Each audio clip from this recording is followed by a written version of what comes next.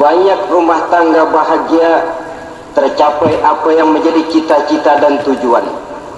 Tetapi tidak jarang rumah tangga yang tenggelam sebelum sampai ke pantai yang akan dituju. Pada saat-saat perkenalan seseorang dalam usahanya mencari jodoh, dia merasa bahwa pasangannya itulah yang akan memberikan kebahagiaan kepadanya. Hari-hari di mana terjadi pertemuan selalu menjanjikan dan menyanyikan keindahan.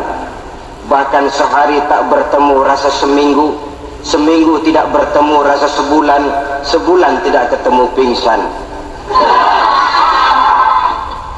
Tidak ada tanda-tanda sesuatu itu akan menjemukan.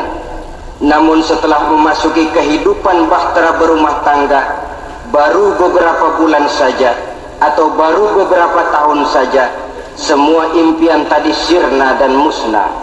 Bahagia yang disangka, sengsara yang datang menimpa. Keindahan yang diharap, malah kemalangan yang tumbuh. Hal ini disebabkan orang tidak meresapi hikmah daripada kehidupan berumah tangga, tidak menyadari tanggung jawab dan kewajiban yang akan berbuntut tidak timbulnya saling pengertian, dan pada akhirnya tidak akan tumbuh ketenangan di dalam rumah tangga itu. Bukankah kewajiban akan saling memberikan pengertian, pengertian membawa ketenangan, dan ketenangan adalah tangga utama untuk mencapai rumah tangga bahagia. Oleh karena itu, kita mulai saja dengan kewajiban sebagai seorang suami di dalam memimpin rumah tangga bahagia ini. Yang pertama, kewajiban seorang suami ialah mempergauli istrinya dengan baik. Setiap suami, manakala selesai dia mengucapkan ijab dan qabul di hadapan tuan pengulu atau tuan qadhi, maka ia pun mengucapkan syirat ta'liq yang berisi perjanjian dari seorang suami bahwa ia akan mempergauli istrinya dengan baik, muasyarah bil ma'ruf, menurut tuntunan syariat agama Islam. Walaupun janji itu pada zahirnya diucapkan di hadapan tuan pengulu, namun pada hakikatnya itu merupakan janji seorang muslim kepada Allah Subhanahu wa ta'ala. Ini tidak lain karena nikah dalam pandangan Islam merupakan sesuatu yang sakral, merupakan sesuatu yang suci, dan bagian daripada ibadah kepada Allah Subhanahu wa ta'ala. Dalam surah An-Nisa ayat 19, Allah Subhanahu wa ta'ala memberikan bimbingan. Ya ayyuhallazina amanu la yahillu lakum an tarithun nisaa karha. Hai orang-orang yang beriman, tidak dibolehkan bagi kamu mengambil perempuan secara paksa. Dengan kata lain, pernikahan harus dilaksanakan atas dasar suka sama suka. Tidak ada pihak yang terpaksa dan tidak ada pula pihak yang dipaksa. Kita hidup tidak lagi di satu zaman seperti zamannya Siti Nurbaya.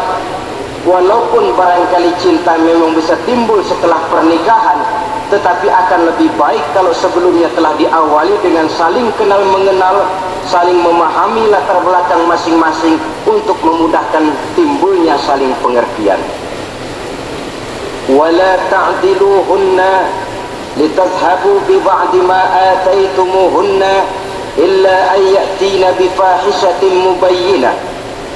Dan jangan kamu mempersulit mereka karena ingin mengambil kembali sebagian dari apa yang telah engkau berikan kepada mereka, kecuali apabila mereka telah nyata-nyata melakukan perbuatan-perbuatan yang keji.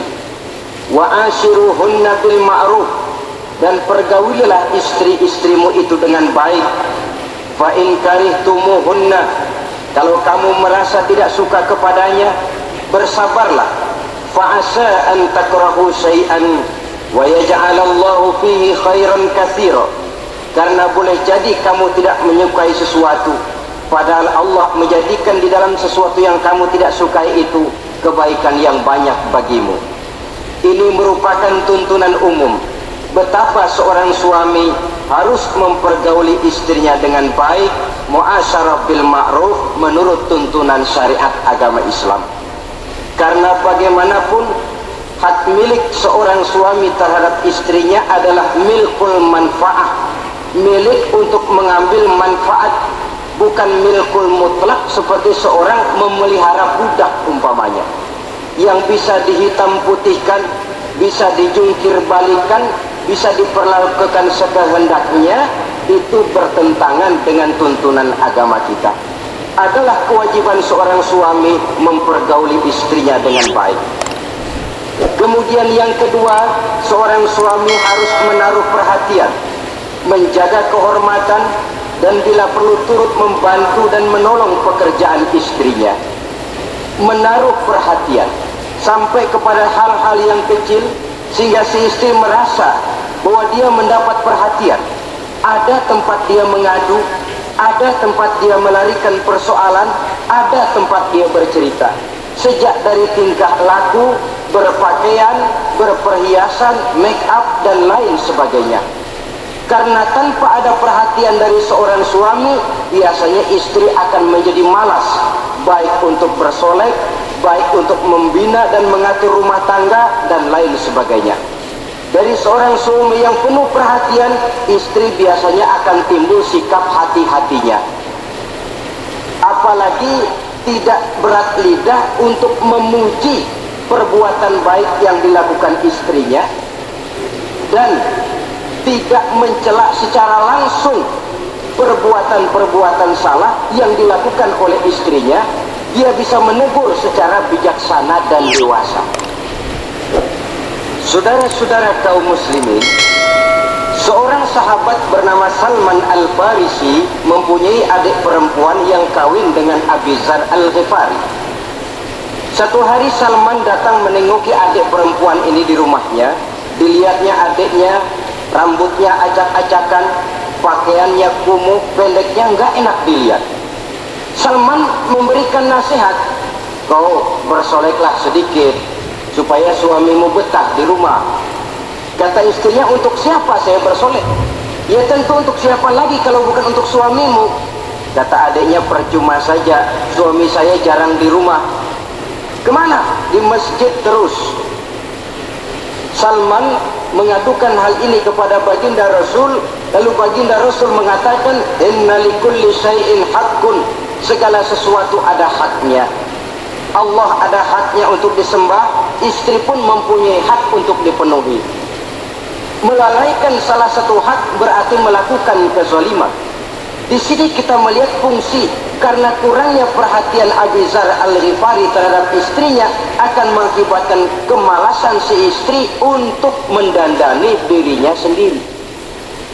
Dengan mendapat perhatian, apalagi tidak berat lidah, maka kegairahan dalam kehidupan berumah tangga rasa-rasanya akan sangat mudah terwujud.